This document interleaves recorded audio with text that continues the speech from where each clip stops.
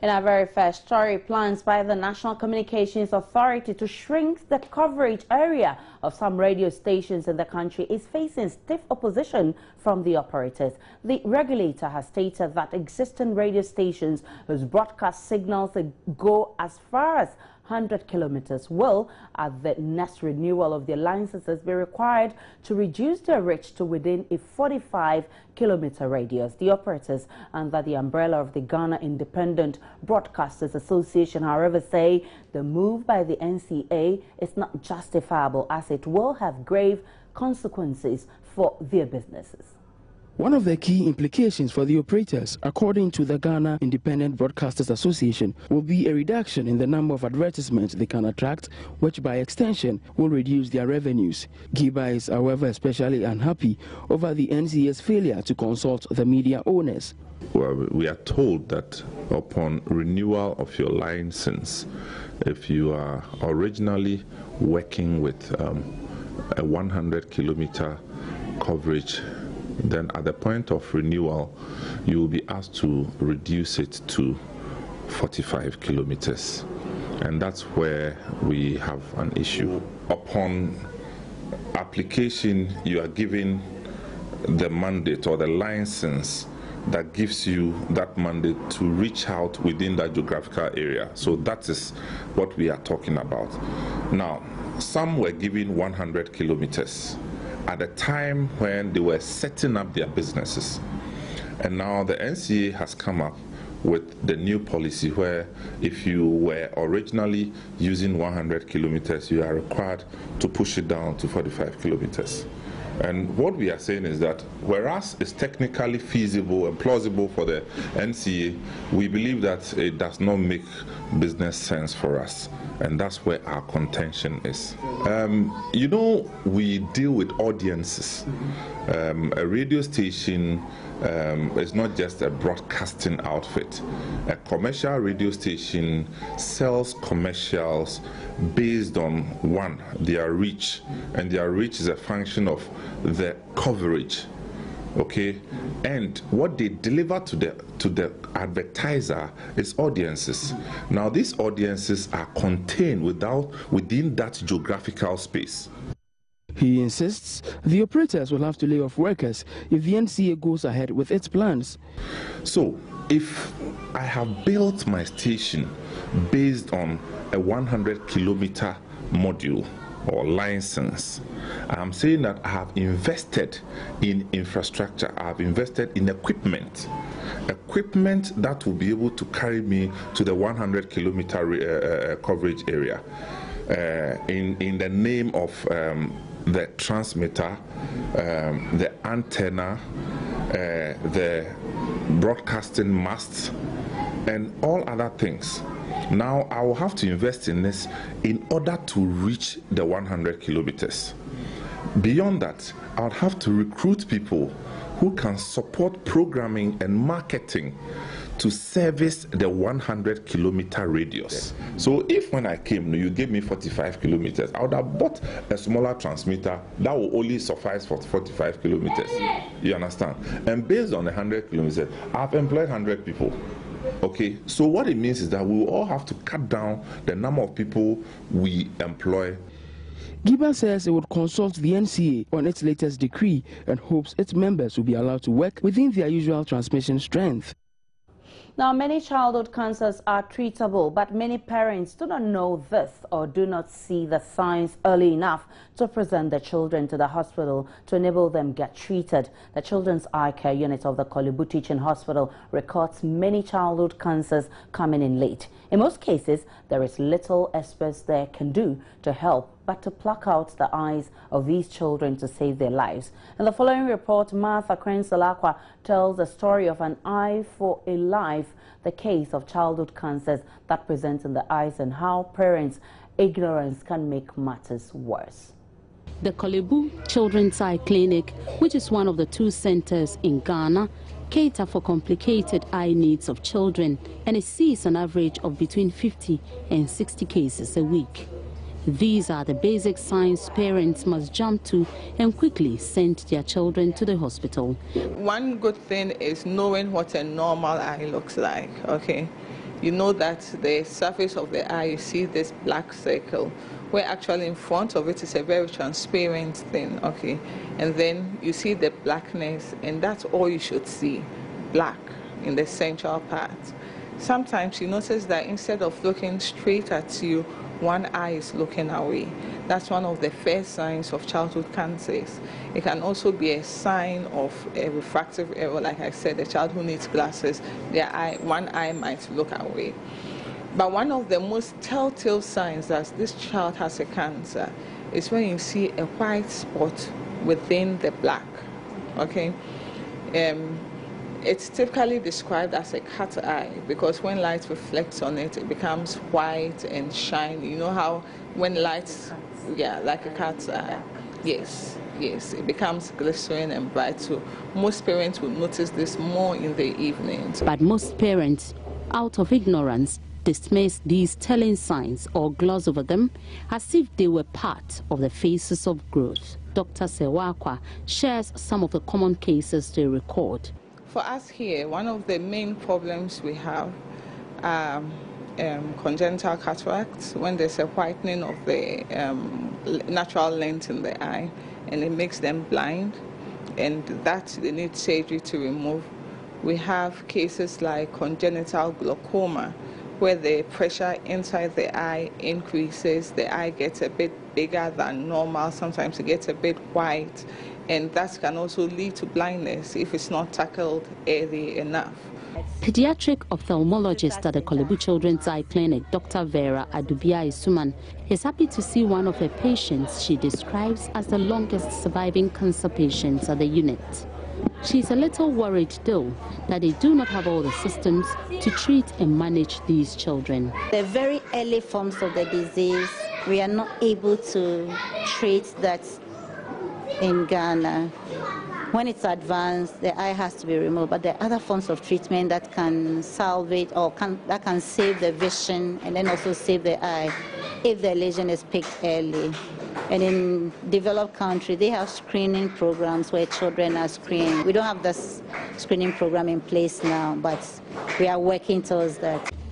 Retinoblastoma is the commonest of the childhood cancers, but about 2/3 of the children do not make it because the cases are presented to the hospital late. In developed countries, they pick the children up early before they tend to. We are picking them after 3 years of age. And their survival is, out of every 100, about less than 40% in our situation. In fact, let me quickly add that it has been improving over the years. Specialists here paint a gloomy picture of what happens when the cancer cases are presented late. About 2/3 of these children present late with late disease. That means that the disease would have gone outside the eye. And about half of that number, we are not able to cure it. They tend to lose their lives.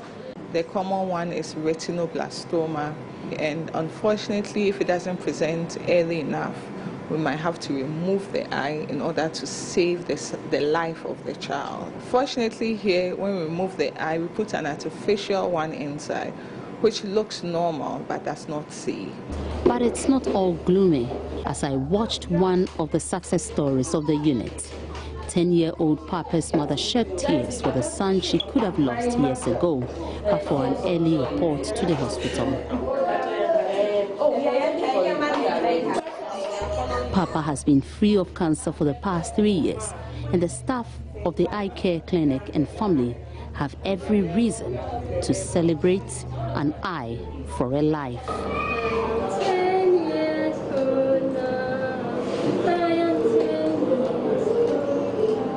Martha Krensolakwa, Joy News, Accra.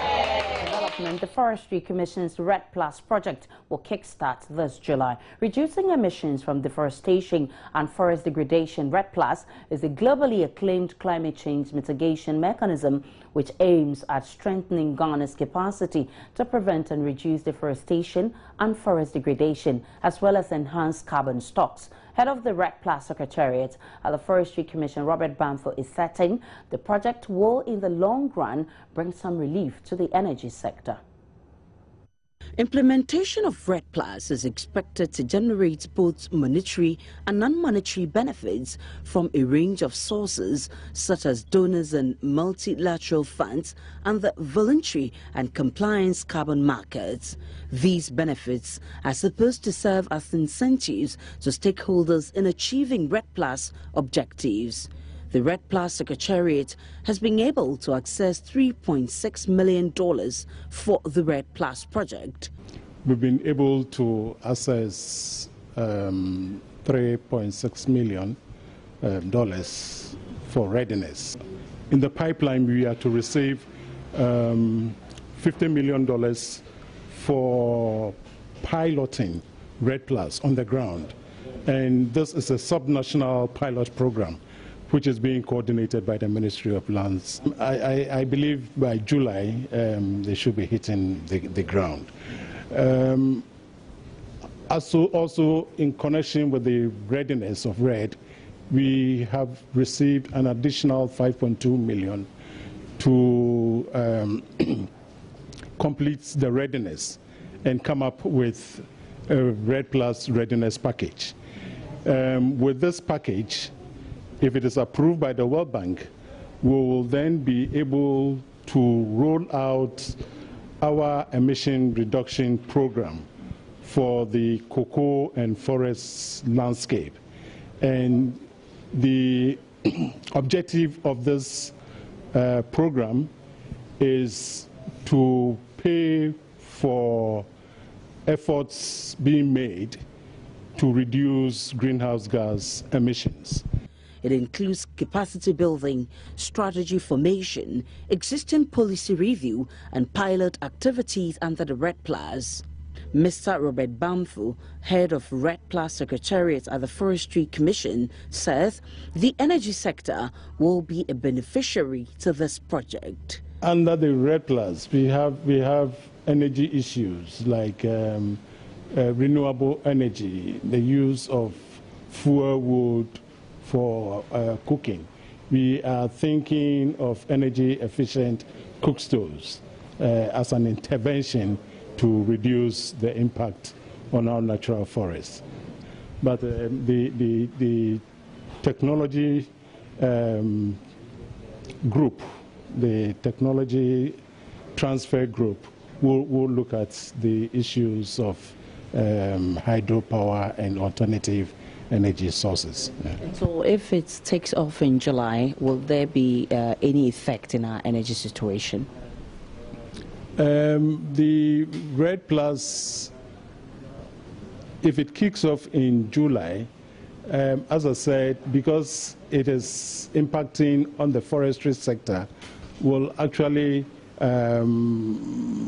protect the natural forests that we have left. But for the energy sector, there is a low carbon emission program where they will have to provide measures to reduce emissions from the energy sector. But how sustainable is this project? The forest investment program is supposed to restore the degraded lands within the landscape. And we think that it can be sustained if actors are compensated for their efforts.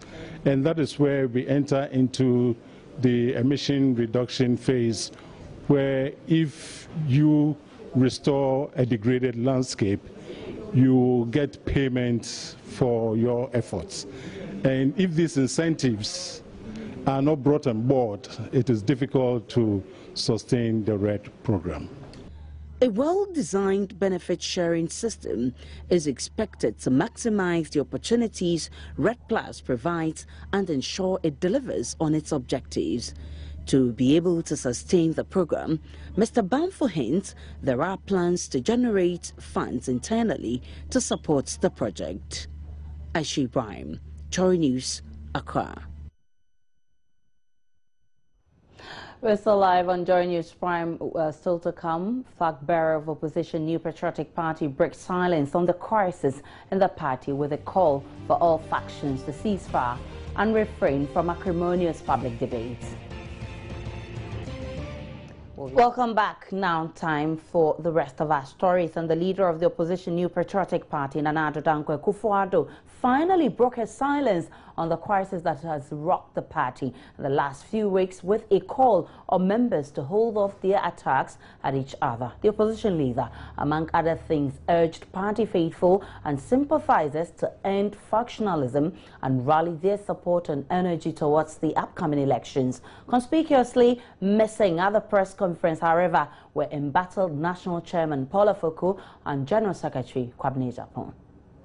The death of Upper East Regional Chairman Adams Mahama featured prominently in the speech critics say has been long overdue. The regional chairman have led the cry, and they have been followed by other important identifiable groups and individuals within the party. It was to be expected that the regional chairman should lead the cry. After all, Chairman Adams was one of them.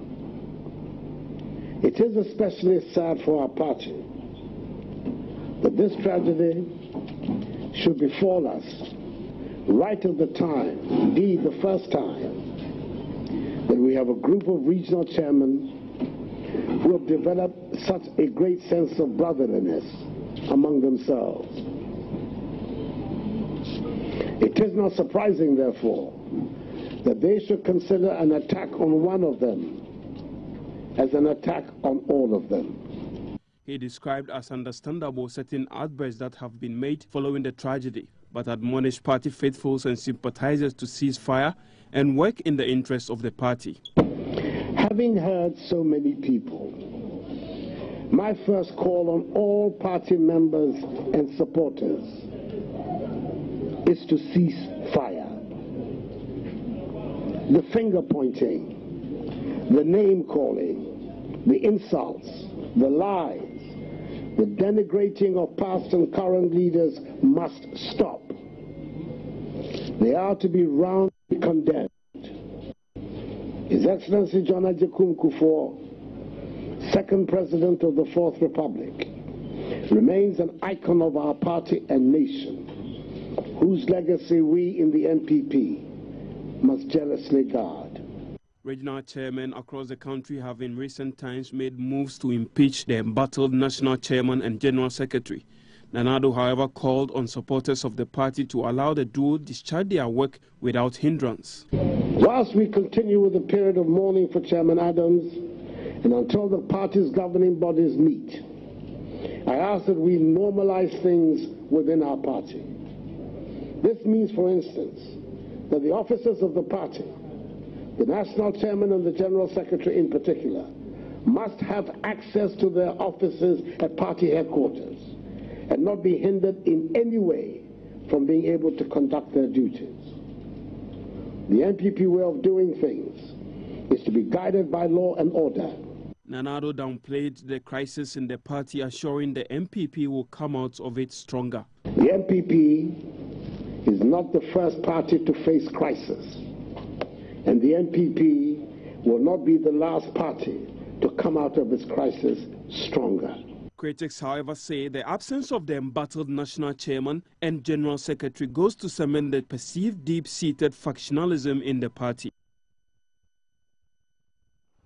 Away from politics and now some education, children who live at Doma, Isuma in the Bunahafo region are enthused about going to school. Their desire is to change the fortunes of their families and the community at large. But getting quality education is a luxury the students want changed. In the following report, Joy News Mahmoud Mohammed Nuruddin tells the story of a community whose children have education at heart but are being denied access to quality education.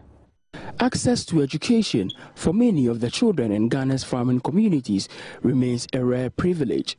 Poor social infrastructure and the harsh climatic conditions remain a barrier to accessing quality education in these communities, making most of the children illiterates. Most of these children end up becoming farm helps, usually working on farms that belong to their parents. But the children of Doma, Isuma will have none of these. 54 pupils are packed in the structure and have to make do with the insufficient number of tables and chairs. The teachers here are overwhelmed with the situation and want authorities concerned to act fast enough to salvage the situation. When it rains, some get into the classroom, and the following morning we clean it before the learning starts. We all go to the KD2 classroom and get them there. I always talk about headmaster and even the PTA chairman, but I've done nothing about it. Like this, it was through my initiative, PTA and the SMC, structure for the kids. Now I'm appealing for the PTA and the SMC and the stakeholders to help her to complete. The government of Ghana has pledged to make teaching and learning easier in schools in deprived communities. Unfortunately, this school at Doma, Isuma, is one of many schools that are yet to see such a change. Mahmoud Mohammed Noordin's report for Joy News. Let's do some legal issues. The Central Regional Police Commander has indicated that the conduct of some DOVSU personnel in their homes does not give them the integrity to handle issues of domestic violence. DCOP Ransford Moses Ninsen was speaking at a day's capacity building workshop for over 30 DOVSU personnel drawn from the districts across the Central Region on the management of sexual and gender-based violence. DCOP Ninsen maintained that sexual and gender-based violence is an emerging form of violence that is gaining notoriety and charged DOVSU to position itself well to deal with the canker. A personnel at DOVSU who does not provide the needs of his or her children effectively cannot handle an alleged maintenance case brought before him. Is that not true? Better still, a personnel at DOVSU who unlawfully assaults and quarrels at the barracks cannot effectively investigate such assault cases when it is brought before him or her. The regional coordinator for DOVSU, DSP George Apiasichi, in an interview with Joy News, emphasized the need to sensitize personnel of the unit periodically because of the sensitive nature of their job. He stated that participants will be taken through how to effectively gather evidence and prosecute issues of sexual and gender-based violence. For his part, the Tufohin of Ugwa Traditional Council, Nana Kwemu Edu, was particular about parental neglect, which has resulted in increasing number of teen mothers in the region, and hoped DOVSU would step up activities and hold irresponsible parents accountable. If you just joined us, it's still Joy News Prime on Joy News. We're back in a jiffy with a business segment.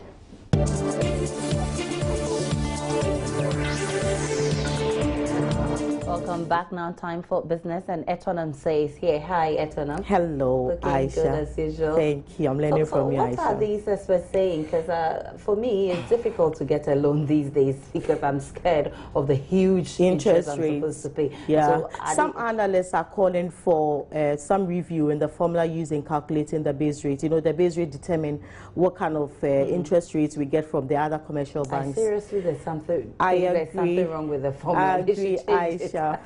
Okay, so let's hear you. All right, details now. Economist Dr. Kwame Banyuamwa has called on the central bank to adopt a new and efficient formula for the calculation of base rates. Dr. Kwame Banyuamwa tells Abigail Adumakiwinchi it's unclear and inconsistent the mode with which base rates are calculated in Ghana's fiscal regime, and this has resulted in some fiscal imbalances and will deepen the woes of businesses if this is not checked. What makes we believe that the current base rate formula that we are using is appropriate and is also not contributing to the sustained high interest rate?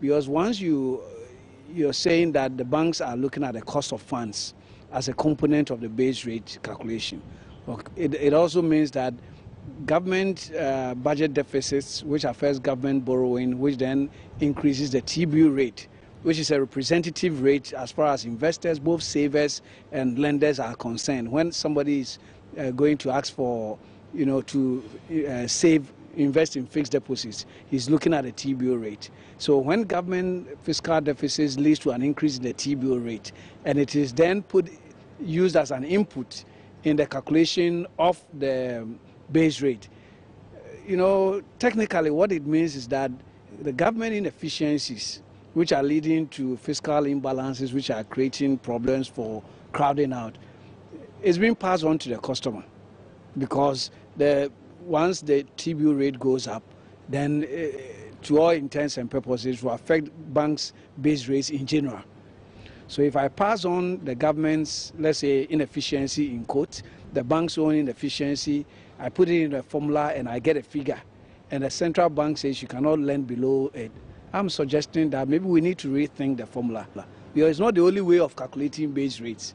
Others can tweak the current base rate figure. For instance, one of the components includes subtracting your other assets from your total assets as one of the denominators. I'm saying, why are we subtracting something from something? Is it because it works somewhere else, so it will work in Ghana? Chief Executive of the Private Enterprise Federation, PEF, Nana Osei-Bonsu, has advised small and medium enterprises to explore other avenues for credit apart from banks. He says with the banks charging astronomical rates on their loans, SMEs are better off turning to equity investors or capital ventures for funds to run their businesses. SMEs often complain about the difficulties they encounter in accessing funds for their business. For them, the high interest rates of banks have compounded the challenge. While the Chief Executive of Private Enterprise Federation, PEF, is not oblivious of the challenge, he maintains accessing credit from banks is not the only way out. As somebody said, the DOVSU is going to go away one day. The huge borrowing is going to go away one day. The deficit are going to go away one day. But access to finance is going to be there forever. So unless you position yourself in a way that you can take advantage of, you wouldn't know what to do. Now it became obvious that you have insurance products that you can use as collateral.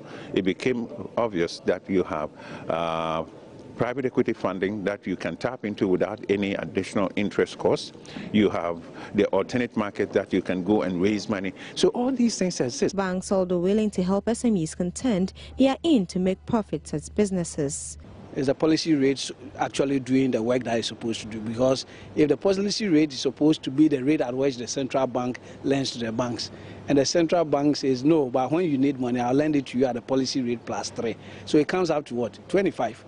So why would a bank go and borrow at 25% and come and give it to you at 24 or 22? And so when you, as an SME, you approach a bank for money, don't go with the mentality that it is the responsibility of the banks to help small businesses grow.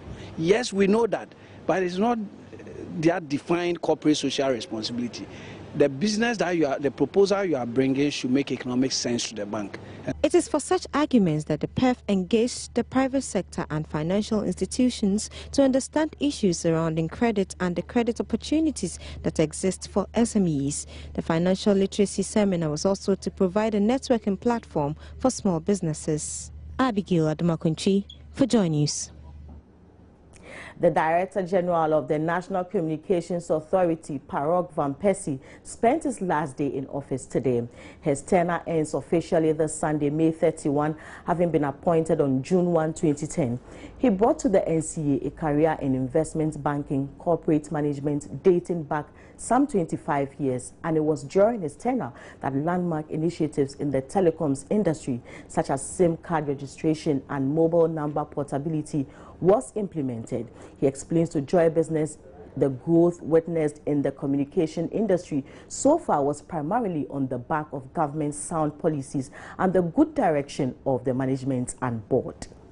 If you look at where we were in 2010, when I joined the NCA, at the time we were talking about total access lines of something in the region of 17 million. Today we're talking about access lines of 31 million. At the time that I took over, we had FM stations of 201 authorizations. Today we have an excess of 300. ISPs have grown from 35 to 53. TV stations have grown from 14 to 29, and we have seen an expansion in mobile broadband to the extent that now we have almost 60% penetration in mobile broadband from a period of almost 0 5 years ago. And all of these have been made possible by policy interventions, new licensing regimes of LTE licensing, 3G, and all of that. And I wouldn't necessarily want to take credit for that. And of course, I had predecessors, very competent, able predecessors, who made sure that I could also build on. So I think it's a collective thing that we've all grown over the years. That's it for business. My name is Etonamse. Have a good weekend. Aisha has more. Please stay. Well, Nigerians in Ghana want issues of Boko Haram, corruption, fuel shortage, and irregular power supply in their country resolved. These are the expectations of the new President Muhammadu Buhari as he is sworn into office today. My expectation is the great change of fuel crisis, corruption, political corruption, and changes of unemployment in Nigeria. Right. That is why me particularly, I wish to call it New Nigeria. New Nigeria. But do you have any timelines to these expectations that you have of your new president? No timeline, because I really have a little trust, because they are all human beings and politicians, but one is better than one in this life. So I really expect changes at any time. There is no timeline. I want him to change our government, to reduce the economy, make everything good, to make fuel available for Nigerians, to also give us electricity. We need water, all those things like that. We need everything in Nigeria. They should stop the killing of people. It's not fair. Thousands of people have died in so many years that have passed. So we Christians especially are not happy about it. So they should stop it. They wanted their president to rule, so now he has ruled, so they should stop everything that is going on, like killing. I want him to make Nigeria better. Telling Buhari today to know that the seat that is going to sit from now henceforth is a seat of everybody. So he should rule well. No trouble, no wuru-wuru.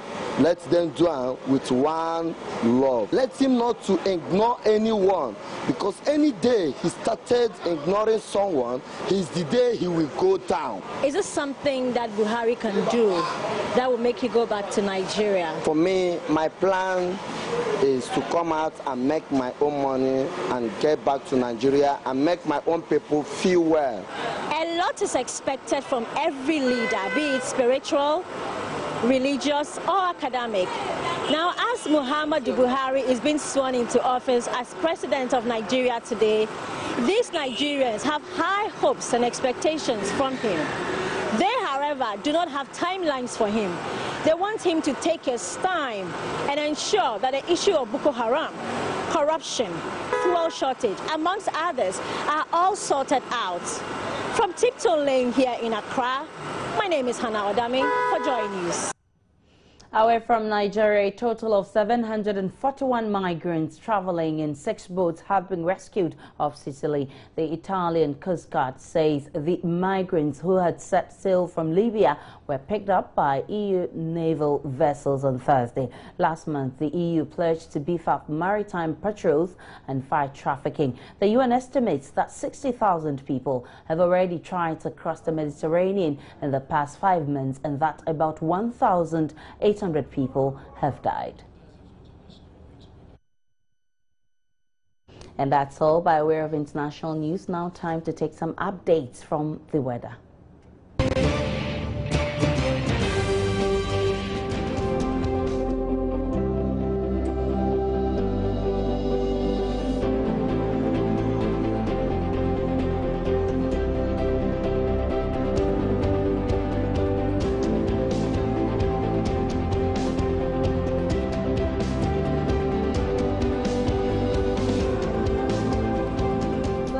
it for the bulletin tonight. My name is Aisha Ibrahim. Many thanks for your time. But before we go, let's look at stories making headlines. And flag bearer of the opposition New Patriotic Party breaks silence on the crisis in the party with a call for all factions to cease fire and refrain from acrimonious public debates. Ghana Independent Broadcasters Association fights off plans by the National Communications Authority to reduce the reach of their transmission signals. My name is Aisha Ibrahim. On behalf of the rest of the production team, have a great evening.